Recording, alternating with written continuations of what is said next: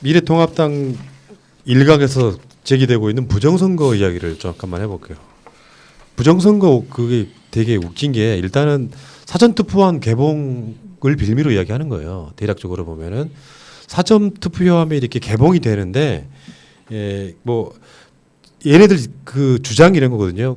12곳에서 사전투표함을 까봤더니 A 후보, B 후보 이런 사람들이 다 관내 득표, 관외 득표 비율이 똑같다. 그러니까 이게 이미 수치로 저장이 돼 있는 상태이다라고 지금 여기저기서 난리를 치고 있는 거거든요. 그러니까 야 부정선거라는 게요. 뭐 제가 그 이야기는 좀 삼가하겠습니다만 실제로 그 당시에 상상을 초월하는 부정선거 의혹이 있었던 건 사실이에요. 우리 박근혜 그 당선될 때 이런 느낌 있잖아요. 근데 그 근거들이 있어요. 그 근거들은 다 설명이 좀 말씀 좀 드리기 좀 어렵고. 근데 얘네들은 지금 그런 거잖아요. 사전투표의 비율이 올라가는 비율이 여기저기 12곳이 다 똑같다. 이렇게 이야기하면 그걸 어떻게 우리가 받아들여야 돼? 아 진짜 그거는 멍청함. 진짜 이건 뭐라고 해야 될지 모르겠는데. 그러니까 전교생이 한 학년에 전교생이 253명인 학교에서 기말고사를 치렀는데 12명이 사회 점수하고 국어 점수가 똑같아. 둘 다 70점씩 나온 거야. 그러면은 그 시험 전체가 베꼈네. 잘못된 거예요. 조작된 겁니까? 그러니까 우연히 맞는 그 숫자가 정말 어떤 경우의 수를 합치더라도 정말 희귀하게 나올 수 있는 숫자라면 의심해 볼 수 있죠. 근데 253개 투표소 중에 그것도 예를 들어서 득표 과정에서 개표 과정에서 순서까지 일치했다. 그러면 당연히 의심해봐야 되는 거 아닙니까? 근데 그 모두의 합의 비율이 우연히 똑같은 숫자가 나왔다. 그거는 신기한 것도 뭣도 아니에요. 당연히 있을 수 있는 거지. 이 음모론의 기본도 안 돼 있는 지금 음모론이에요. 그러니까 음모론을 제기를 하려고 하게 되면 물론 저도 사전 투표를 들어갔었지만 들어가서 오른쪽은 관외 투표고 왼쪽은 관내 투표였어요. 그것이 숫자가 같아지기는 상당히 힘든 건 사실입니다. 근데 이걸 가지고 부정선거의 음모론을 제기하려고 하게 되면 첫 번째 구체적으로 어떤 방식으로 이루어졌으며 누가 어떤 제보를 했고 그리고 그 증거는 무엇이 있으며 이것이 같아질 수 있고 같아질 수 없는 개연성은 어디로부터 기인되는 것인가 라는 합리적 의심을 가질 수 있는 뭐라도 제시를 해야 됩니다. 그럼 제가 반대로 한번 얘기를 해볼게요. 차명진 씨 지금까지 세월호에 대해서 계속 망언을 해오고 있는데 이것은 내 쪽이 더 낫지 않습니까? 이것은 당신이 세월호를 사실상 일으킨 주범, 장본인이 있기 때문에 그것을 숨기기 위해서 망언을 했다라고 내가 이렇게 얘기하면 당신은 어떻게 생각할 거냐는 거예요. 음모론을 제기하려고 하게 되면 지금 내가 얘기한 게 훨씬 더 가능성이 높아요. 음모론을 제기하려면 음모론의 기초를 좀 배우시고요. 그리고 정석으로 얘기를 해주시면 그때 또 대응을 해드릴게요. 너무 기초가 없어요. 재밌는 얘기 하나 해드릴게요. 네. 마치 먼저. 아니 속보 떴죠. 그거 말씀하시려고. 종편? 네. 그거 나중에 얘기해요. 난 그렇게 될 거 알고 있었어. 네. 요게 있잖아요. 예를 들어서 이 정도는 돼야지. 여러 가지 그 박근혜 당선될 때의 음모론은 나름대로 합리적 근거들이 되게 많아요. 네. 데이터에 근거 기반한 건데 여러분들이 박근혜가 마찬가지 한번 물어볼게요. 박근혜가 대통령 됐을 때 득표율이 얼마쯤 되는 줄 알아요? 득표율. 뭐 50, 아예 관심이 없구나. 51점 뭐 그거 아니에요? 네. 네. 51점 뭐예요? 51.6%. 아는 사람. 51.63? 득표율은 정확히 그것이 아닙니다. 그러니까 그 시간이 정확히 기억이 안 나는데 1시 한 반 정도 됐나요? 박근혜 당선이 확정되던 시점에 득표율이 51.63이에요. 국정원의 부대 넘버랑 똑같아. 나중에 박근혜 득표율이 계속 떨어져요. 그래서 51.55 정도. 그러니까 지금도 사람들한테 물어보면은 박근혜가 51.6으로 당선됐다고 생각하는데 아니고 박근혜가 당선이 확정되던 시점이 있어요. 그러니까 다 까도 문재인 대통령 못 이긴다. 그러니까 그 당시에 그 투표함 개함은요 뭔가 되게 이상했어요. 그러니까 박근혜가 당선 확정이 되는 시점에서 51.63으로 되다가 나중에 계속 떨어져요. 근데 한 번도 문재인 후보가 박근혜를 못 이기는 그런 개표는 사실상 불가능하거든요. 그러니까 퍼센테이지가 1, 2%밖에 안 나는 개표에서 단 한 번도 문재인 후보가 박근혜 후보를 이기지 못한 상태에서 끝나요. 그러니까 마치 이게 프로그래밍화된 것처럼 그 의심에 기반해서 부정선거 의혹이 사실 있었던 게 사실이고요. 예. 그 외에도 디테일한 게 되게 많습니다만 이런 방식으로 이제 부정선거에 기대는 게 차명진부터가 이거 부정선거다라고 외치고 있는 거 아니에요?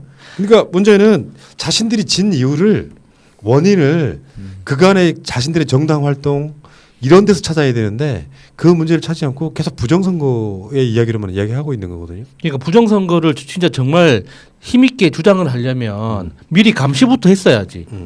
만약에 여당이 너무 압도적인 지지율을 보이고 뭔가 국민적 분위기가 또는 내부적으로 그러니까 우리 우파 쪽에서 뭐 비토 분위기가 너무 강하다. 그러면 그 부정선거 먼저 예측을 하고 조직을 해가지고 각 그 시민의 눈 했던 것처럼 감시를 했어야지. 감시를 하고 그 조목조목 증거 찾아내서 이런 의혹이 있다라고 밝혀야지 그 정당한 거지.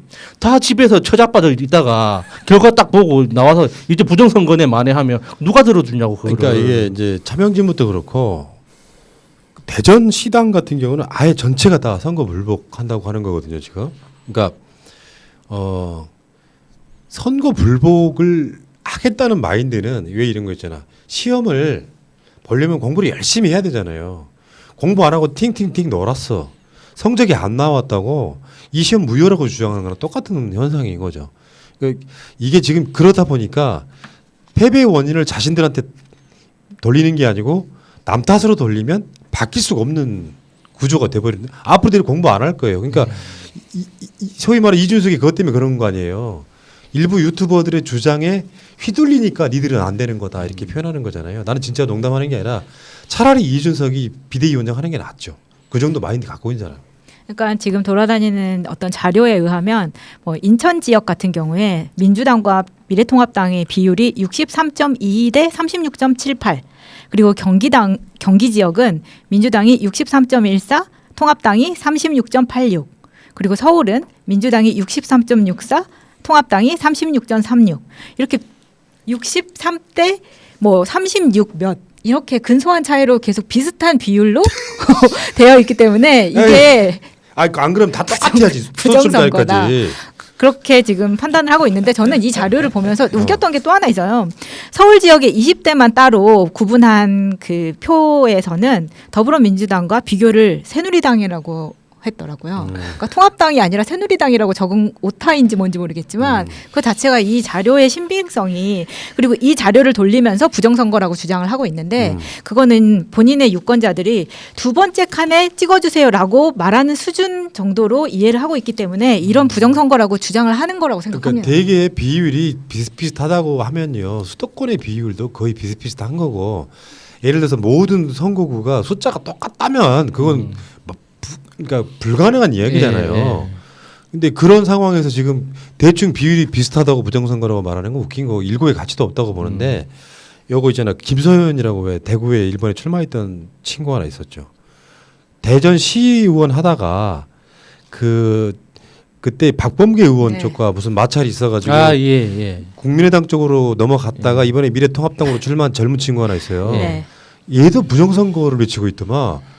이 쉽게 표현하면 뭐 컴퓨터 조작이다 이런 이야기예요. 간단히 말하면 이 한심한 것들 그 김소연을 누가 밀었었죠? 기회가 안 난다고 하고 싶네요. 근데 이 문제는 지금 우리가 미추홀 의뢰에 대해서 생각하는 부분하고 얘네들이 얘기하는 부분은 전혀 차원이 다른 문제예요. 얘기죠, 이게 전혀 다른 얘기고 지금 이렇게 뭐 대전시당 전체가 불복을 한다고 하게 되면 이거는 특정 당선인의 당선 무효 확인 소송을 제기하겠다는 것이 아니라 대전시 지역 선거 전체에 대한 선거 무효 확인 소송, 선거 자체를 무효로 해달라라는 주장을 하려고 하는 건데 제가 개표 방송을 할 때도 이 선거 끝나자마자 바로 부정선거 의혹 들어올 것이다. 얘네들은 참패하고 그렇게 될 것이다. 그때 제가 170석 예상을 했거든요.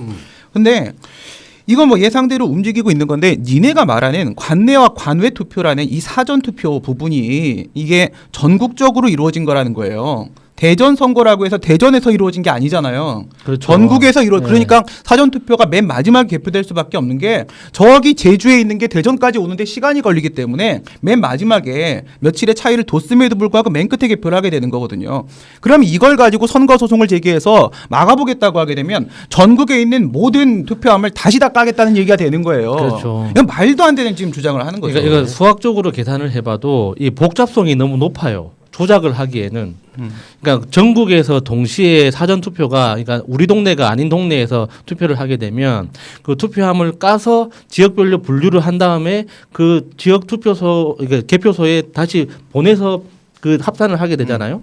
그러니까 그 과정에서 발생하는 그 복잡성이라는 게 너무나 높기 때문에 그거를 조작을 한다는 건 사실 인간의 능력으로는 불가능한 거예요. 어떤 그 고성능 컴퓨터를 대입한다고 하더라도 그거는 조작하는 게 불가능하거든요. 그러니까 우리 능력을 그렇게 높게 평가를 하는 그러니까 건데 이것들은 네. 그런 어떤 수학적 기반이 없으니까 이래 아무 말이나 그냥 하는 거예요. 예, 그냥 알겠습니다. 모르니까. 그 이야기는 여기까지 일단 하고요. 자, TV